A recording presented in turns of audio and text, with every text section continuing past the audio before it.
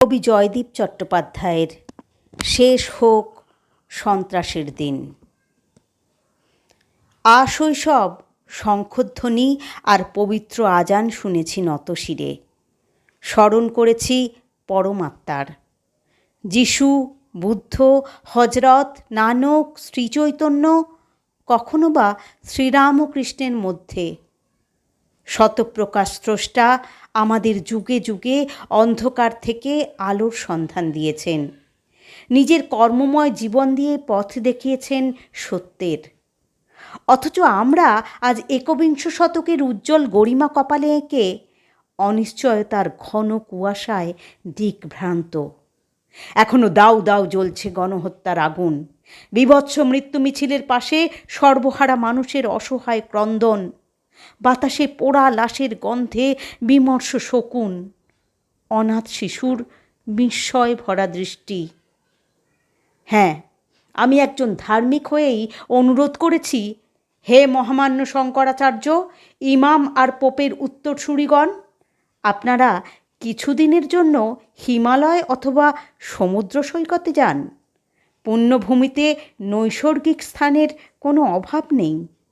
তাই কামনা, আপনাদের ভ্রমণ হোক সর্বাঙ্গ সুন্দর, স্মৃতিময়। যেহেতু পঞ্চবার্ষিকী পরিকল্পনায় নিষিদ্ধ হতে পারে কাঁসর ঘণ্টা, নিষেধাজ্ঞা জারির সম্ভাবনা আছে চোঙা লাগিয়ে আজান, কাঁটা তারে ঘিরে রাখা হতে পারে মন্দির মসজিদের পবিত্রতা, তাই ধর্ম ব্যবসায়ীরা দেবালয় ছেড়ে কিছুদিন দাঁড়াক খোলা আকাশের নিচে। সন্তানকে স্কুলে পাঠিয়ে তাদের চোখে একে দিক নক্ষত্র বিজয়ের স্বপ্ন।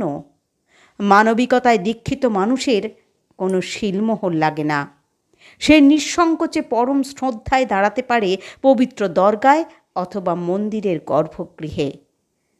জন্ম মুহূর্ত থেকে অন্তরে প্রতিনিয়ত অনির্বাণ যে শিখা, তার উদ্বোধনই তার মানস ধর্ম।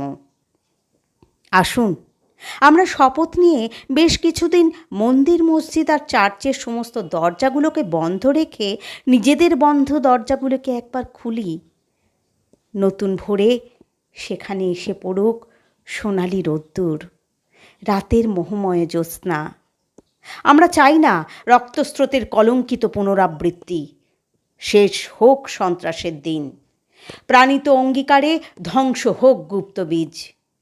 আসুন, শুভবুদ্ধি জাগ্রত ভরে আমরা প্রতিটি মানুষের মুখে হাসি ফোটানোর সংকল্প নিই। মন্দির মসজিদের কাঠামো থেকে লক্ষ মাইল দূরত্ব বাড়িয়ে আসুন, আমরা মানুষের আরও একটু কাছে এগিয়ে যাই। পরস্পরের হাতে বিশ্বাসে রাখি হাত। প্রত্যুষের সূর্য স্নানে অতীতের সব অন্ধকার মুছে ফেলে হৃদয়ে প্রজ্বলিত রাখি ভালোবাসার অনির্বাণ শিখা।